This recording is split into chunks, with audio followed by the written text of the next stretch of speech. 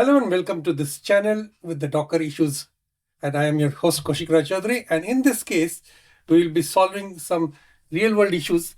And so if Docker Desktop and WSL2 feel painfully slow on Windows, slow builds, slow restores, sluggish containers, this video will save you a lot of time. I will prove the bottleneck with a quick benchmark and then apply 3 fixes that make WSL and Docker feel snappy again. So guys, we will do this in 3 practical fixes. But first, let's prove where the slowdown actually comes from. I am going to run the same .NET build from 2 locations. One is the Windows mounted path, /mnt/c.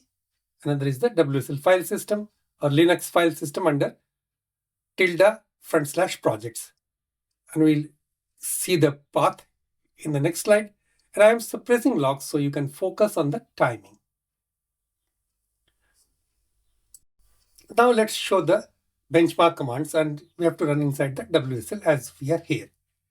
So I will set the variables once. These are the 2 variables.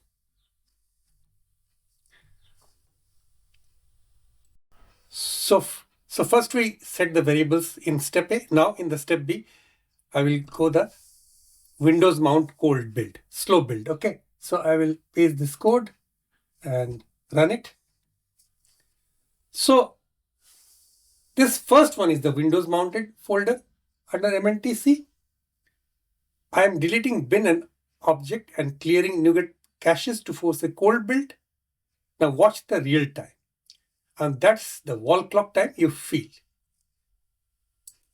So you can see here on my machine, /mnt/c cold build is around 28 seconds. Okay. So now we'll do the step C, which is WSL file system, which is fast.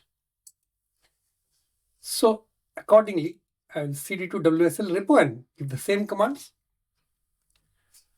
Now, this exact same solution. Now, fix 1 is to control the WSL resources. So I've created a wslconfig file on my users and David, and let me open it up. It's an empty file at the moment and with Notepad always, and stick this code over here and save it. Now I shut down the WSL. Okay, so by default, WSL can grab a lot of RAM and behavior unpredictably or unpredictably. Adding a simple WSL config makes WSL more stable and Docker stops competing for resources. After saving it, we restart WSL with WSL shutdown. Okay. So after WSL shutdown, I just run a WSL command again and it restarts automatically with this command. WSL is backup. This is not about switching from Windows to Linux. It is about keeping your source code where your tools already run.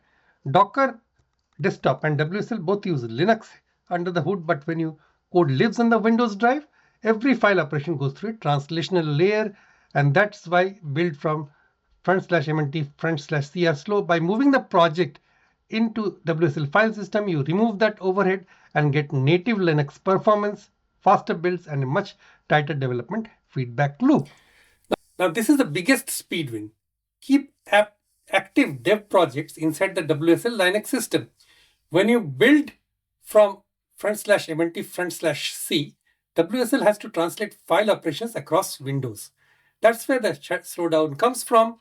Now clone or copy your repo into the ~projects and build from there. Okay. So accordingly, I create the projects directory again on WSL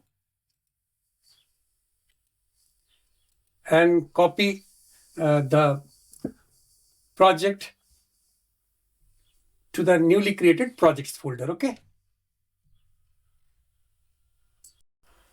Now let me verify the output of our creating the new directory and copying over from the Windows file system to the Linux file system. I give it a home run, cd tilde, and then this command lsla and ~projects. Now this one is actually, it lists all items including hidden in long format.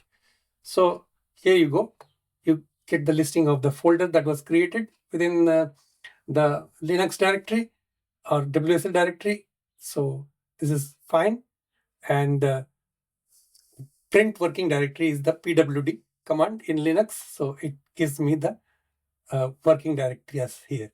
So it verifies our command worked. Now that makes me come to the last fix, which is the fix 3, which is Hypervisor auto start Docker reliability. Now I give it this command and the operation completed successfully.